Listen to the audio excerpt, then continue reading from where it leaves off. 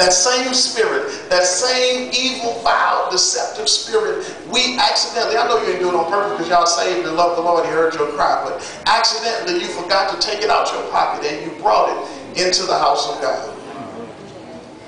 And so therefore, when we come here, what we should do, we never get to do, because we're standing on guard with our swords drawn and everything ready to go. We're ready to fight rather than heal.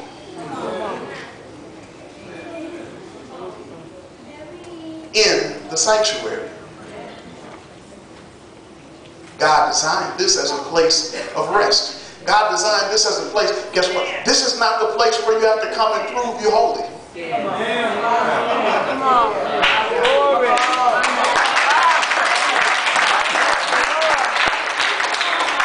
You don't get no gold stars or points or nothing from me by showing me that you're sanctified.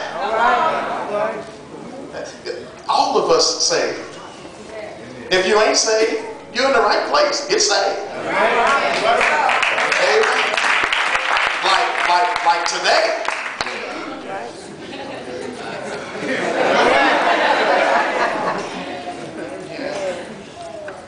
We don't have to come here and show how strong we are.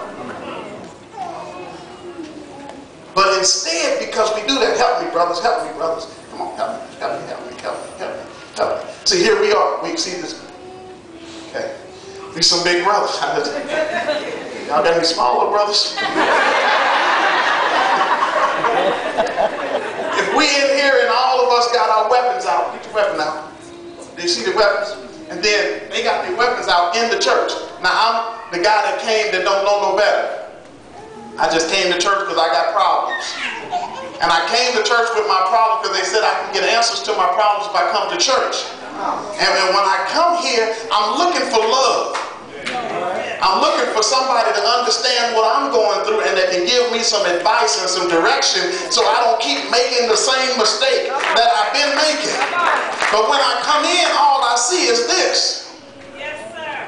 Amen. All I see. That's all I see.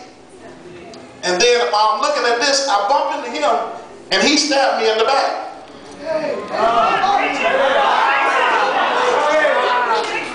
When I run from him stabbing me in the back, I fall into him punching. While I'm staggering, he kicks me. And you know what's real about that? Neither one of them meant to hurt me. They just had their weapons out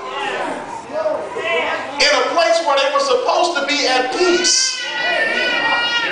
If they didn't have their weapons out, but they had their hands out, when I stumbled, all he would have done was caught me.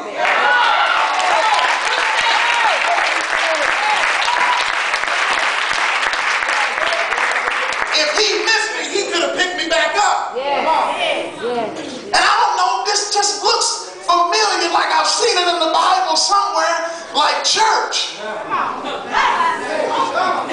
It's saying stuff like the strong bearing the infirmities. Y'all read that too, didn't you?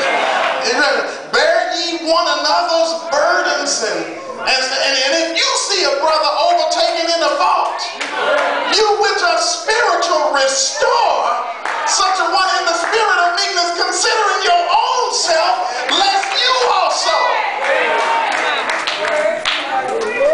Thank you, brothers. I'm sorry.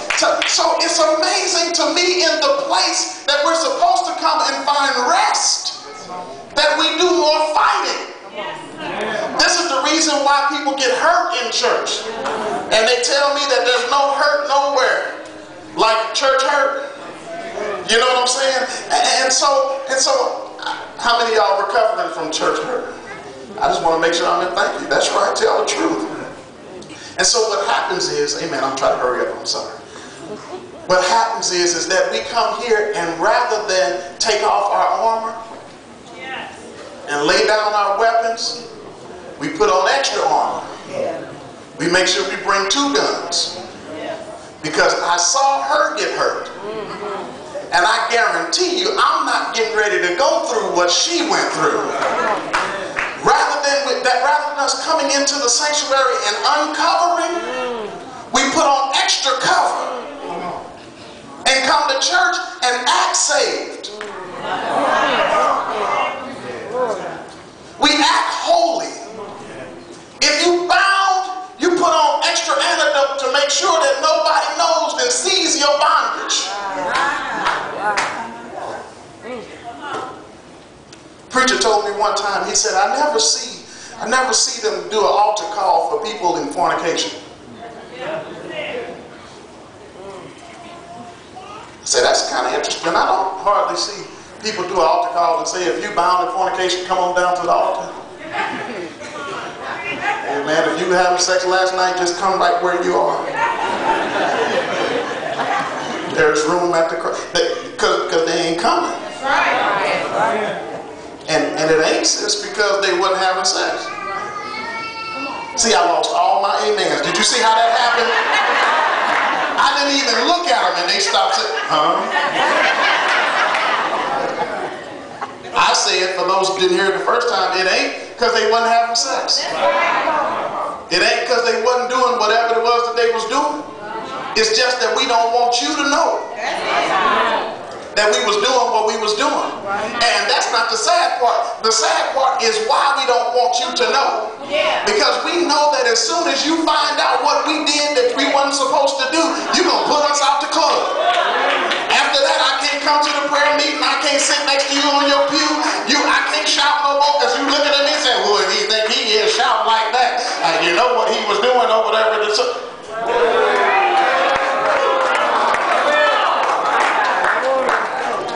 We have little special meetings, and we have meetings to discern whether or not Brother Johnson is saved enough to continue to serve in the position that God called him to be, because God has given us authority to decide whether or not he's holy enough to do, I'm sorry.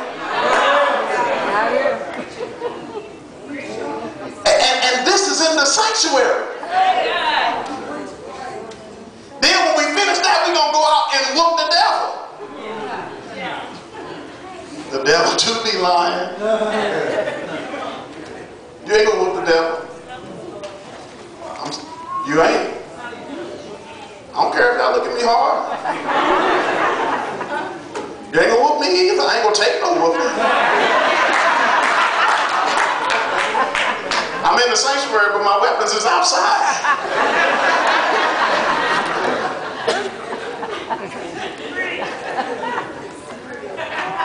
We leave out and we wonder why it is that we can't get our own husband saved, our own wife saved, our own children saved, our own mamas and daddies won't go to church with us. We wonder why it is, because we don't have power.